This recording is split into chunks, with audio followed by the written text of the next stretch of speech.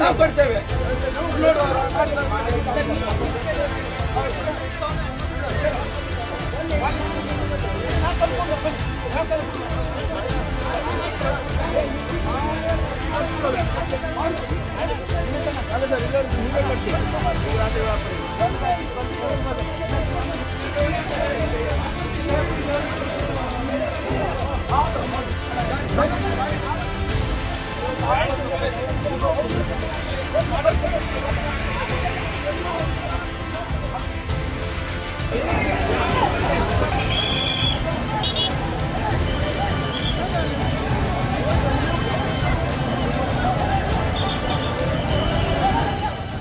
ಭಟ್ಕಳ ಬೂದಿ ಮುಚ್ಚಿದ ಕೆಂಡದಂತಾಗಿದೆ.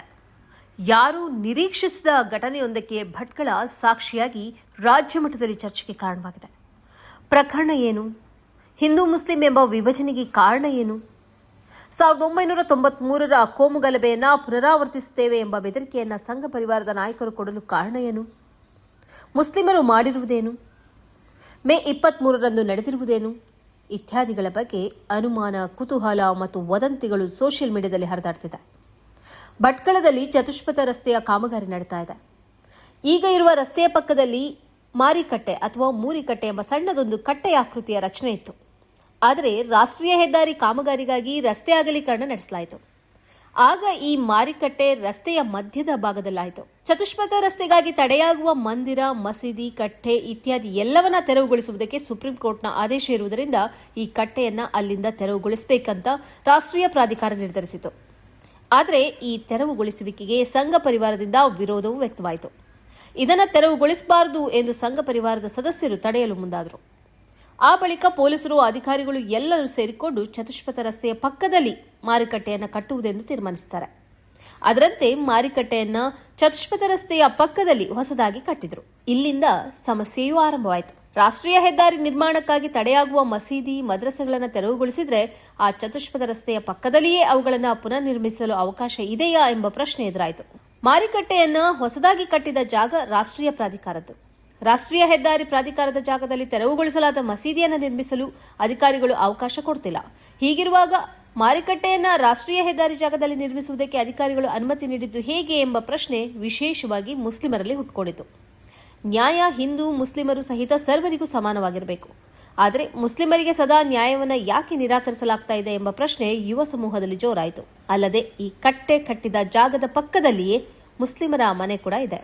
ಮುಸ್ಲಿಮರಿಗೊಂದು ನ್ಯಾಯ, ಇತರರಿಗೊಂದು ನ್ಯಾಯ ಎಂಬುದನ್ನು ಅಧಿಕಾರಿಗಳೇ ವಿತರಿಸತೊಡಗಿದ್ರೆ ನ್ಯಾಯಕ್ಕೆ ಅರ್ಥ ಏನು ಎಂಬ ಪ್ರಶ್ನೆಯನ್ನ ಮುಸ್ಲಿಂ ಸಮುದಾಯದ ಒಳಗೆ ಕೇಳಿಬಂತು. ಹೀಗೆ ಮಾರಿಕಟ್ಟೆ ಅಥವಾ ಮೂರಿಕಟ್ಟೆಯನ್ನ ರಸ್ತೆಯ ಮಧ್ಯದಿಂದ ತೆರವುಗೊಳಿಸಿ ಚತುಷ್ಪಥ ರಸ್ತೆಯ ಪಕ್ಕದಲ್ಲಿ ಕಟ್ಟಲಾದ ಬಳಿಕ ಮುಸ್ಲಿಂ ಸಮುದಾಯದಲ್ಲಿ ಈ ಬಗ್ಗೆ ವ್ಯಾಪಕ ಚರ್ಚೆ, ವಾದ, ಪ್ರತಿವಾದಗಳು ಉಂಟಾಯಿತು. ರಾಷ್ಟ್ರೀಯ ಹೆದ್ದಾರಿಗಾಗಿ ತೆರವುಗೊಳಿಸಲಾದ ಮಸೀದಿ, ಮದ್ರಸೆಗಳು ಈವರೆಗೂ ಪ್ರಾಧಿಕಾರದ ಜಾಗದಲ್ಲಿ ಮರುನಿರ್ಮಾಣ ಕಂಡಿಲ್ಲ. ಆದರೆ ಭಟ್ಕಳದಲ್ಲಿ ಅದಕ್ಕೂ ಅವಕಾಶ ಮಾಡಿಕೊಡಲಾಗಿದೆ. ಇದನ್ನು ಪ್ರಶ್ನಿಸಬೇಕು ಎಂಬ ಭಾವನೆ ಗಟ್ಟಿಗೊಳ್ಳುತ್ತಿದ್ದಂತೆಯೇ ರಾತ್ರಿಯ ವೇಳೆ ಮುಸ್ಲಿಮರ ಗುಂಪು ಒಟ್ಟು ಸೇರಿ ಈ ಕಟ್ಟೆಯನ್ನು ಒಡೆದು ಹಾಕಿತು. ಈ ಸಂದರ್ಭದಲ್ಲಿ ದೊಡ್ಡ ಮಟ್ಟದಲ್ಲಿ ಮುಸ್ಲಿಮರು ಸೇರಿಕೊಂಡಿದ್ದರು, ಪೊಲೀಸರು ಸೇರಿಕೊಂಡಿದ್ದರು. ಬೆಳಗ್ಗೆ ಈ ಕಟ್ಟೆಯನ್ನು ಕಟ್ಟುವಾಗಲೇ ಮುಸ್ಲಿಮರ ಒಂದು ಗುಂಪು ಅಲ್ಲಿಗೆ ತೆರಳಿ ಪೊಲೀಸರಲ್ಲೂ ಮನವಿ ಮಾಡಿಕೊಂಡಿತ್ತು. ಹೀಗೆ ರಸ್ತೆಯ ಪಕ್ಕದಲ್ಲಿ ಕಟ್ಟುವುದರಿಂದ ಹೊಸ ಸವಾಲು ಎದುರಾಗ್ತದೆ ಮತ್ತು ಸಮುದಾಯದಲ್ಲಿ ಪ್ರಶ್ನೆಗೂ ಕಾರಣವಾಗ್ತದೆ ಎಂದು ಹೇಳಿದ್ದರು.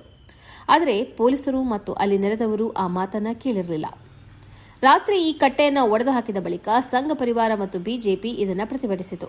ಬಿಜೆಪಿ ನಾಯಕ ಸುನಿಲ್ ನಾಯ್ಕ್ ಸೇರಿದಂತೆ ದೊಡ್ಡದೊಂದು ಗುಂಪು ಪೊಲೀಸ್ ಠಾಣೆಗೆ ಮುತ್ತಿಗೆ ಹಾಕಿತು. ಕಟ್ಟೆಯನ್ನು ಮರು ನಿರ್ಮಿಸುವ ಬಯಕೆ ವ್ಯಕ್ತಪಡಿಸಿತು. ಇದೇ ಸಂದರ್ಭದಲ್ಲಿ 1993ರ ಪರಿಸ್ಥಿತಿಯನ್ನು ಮರು ನಿರ್ಮಿಸುವುದಾಗಿ ಬೆದರಿಕೆಯನ್ನು ಹಾಕಲಾಯಿತು. 1993ರಲ್ಲಿ ಬಾಬ್ರಿ ಮಸೀದಿ ಉರುಳಿದ ಬಳಿಕದ ಭಾರೀ ದೊಡ್ಡ ಕೋಮುಗಲಭೆ ಭಟ್ಕಳದಲ್ಲಿ ನಡೆದಿತ್ತು. 1 ಡಜನ್ಗಿಂತಲೂ ಹೆಚ್ಚು ಮಂದಿ ಸಾವಿಗೀಡಾಗಿದ್ದರು. ಗೋಲಿಬಾರ್ ನಡೆದಿತ್ತು. ಕರ್ಫ್ಯೂ ಹೇರಲಾಗಿತ್ತು. ಪೊಲೀಸ್ ಠಾಣೆಗೆ ಮುತ್ತಿಗೆ ಹಾಕಿದ ಗುಂಪು ಅಲ್ಲಿಂದ ಮೂರಿಕಟ್ಟೆಗೆ ಹೋಗಲು ಸಿದ್ಧವಾದಾಗ ಪೊಲೀಸರು ಅದನ್ನು ತಡೆದರು. ಗುಂಪನ್ನು ಬಂಧಿಸಿ ಬಿಡುಗಡೆಗೊಳಿಸಿದರು. ಶಾಂತವಾಗಿದ್ದ ಭಟ್ಕಳ ಮತ್ತೆ ಕುದಿಯತೊಡಗಿದೆ. ಹಿಂದೂ ಮುಸ್ಲಿಂ ಎಂದು ವಿಭಜನೆ ಆಗ್ತಾ ಇದೆ. ಸೋಷಿಯಲ್ ಮೀಡಿಯಾದಲ್ಲಿ ಪರ ವಿರುದ್ಧ ಚರ್ಚೆಗಳಿಗೆ ಕಾರಣವಾಗಿದೆ. ನ್ಯಾಯ ಅನ್ಯಾಯದ ಚರ್ಚೆಗಳು ನಡೀತಾ ಇದೆ.